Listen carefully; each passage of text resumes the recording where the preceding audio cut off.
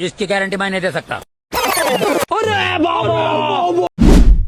तर नमस्कार मित्रांनो, मी तुमचा सर्वांचा लाडका ऋषान. तुमचं स्वागत आहे आपल्या नवीन ब्लॉगमध्ये. तर आजचा ब्लॉगचं कारण होतं असं की आज होतं आपल्या इथं नूडल्स. मग तुम्हाला आज मी नूडल्स शिकवतो कसं बनवायचं. तर आपल्याला तर काय येत नाही, पण स्वप्नील भाऊ बनवतोय. मी तुम्हाला फक्त सांगन रेसिपी. चला पुढं बघू आता काय काय कसा विषय. भाऊनं मस्तपैकी नूडल्स कच्चे असे थोडेसे नॉर्मल 90% शिजवून घेतलेत. त्यामध्ये तेल लावून मस्तपैकी सगळे एकदम मिक्स करलेत. फक्त तुटू द्यायची काळजी घ्या. नूडल्स तुटलं की मग झालं तुमचा नूडल्सचा खेळ संपला. मग काय ते तसलं होऊन बसतं. मग काय आम्हाला होतं थोडंसं सामान कमी.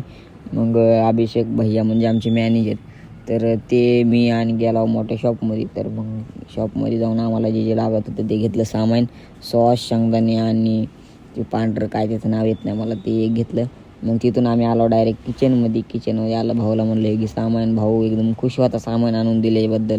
भाऊ म्हणला काही विषय नाही, चल लगेच खन घेतो मारून नूडल्स आणि तुला पण शिकवतो आणि तुझ्या सबस्क्रायबरला पण शिकवतो. म्हणलं भाऊ शिकव की राव, असं कुठं असतं का.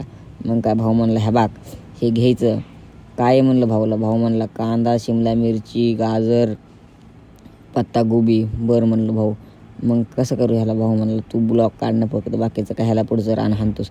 म्हणलं भाऊ चालतंय. भाऊ म्हणलं ह्या मस्तपैकी हालून घ्यायचं. म्हणलं भाऊ चालतं घेतो हालून. म्हणलं भाऊ बरं. मग मस्तपैकी थोडंसं त्याला रंग आला का मग ब्लॅक पेपर पावडर टाकायचं. मग नंतर व्हाईट पेपर पावडर टाकायचं. बघा नसलं तरी चालतंय. मग टाकायचं ते पाणी, कुठलं पाणी तिचं नाव बिव काय माहीत नाही मला. म्हणताना मग कशाला किचनमध्ये काम करतो साहेब भावांनो. अरे मी काम करतोय म्हणजे सगळे नावं मला येत नाहीत ना, अर्धेवट नावं राहतात. मग भाऊनं मस्त फ्राय केलं. भाऊनं सगळे सॉस बीस एकदम मस्तपैकी सगळे सॉस टाकले.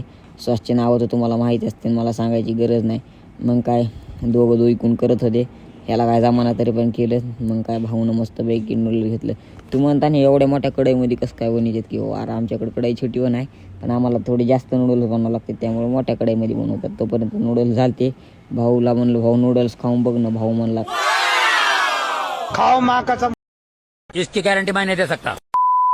मग काय नूडल्स बनवायचे तर झालते. नूडल्स भरायचं काम आज आपल्याकडे आलं. तर मग काय आपण काय डिलेत का काय. मग काय डब्यामध्ये घेतलं नूडल्स मसाला बिसाला म्हणजे ती कोथिंबीर सगळी टाकून डब्बा घेतला पॅक करून. बरं सगळं चलन राहील माझं काम. जर तुम्हाला ब्लॉग आवडला असला लाईक करा, शेअर करा, कमेंट करायला विसरू नका. जय हिंद, जय महाराष्ट्र.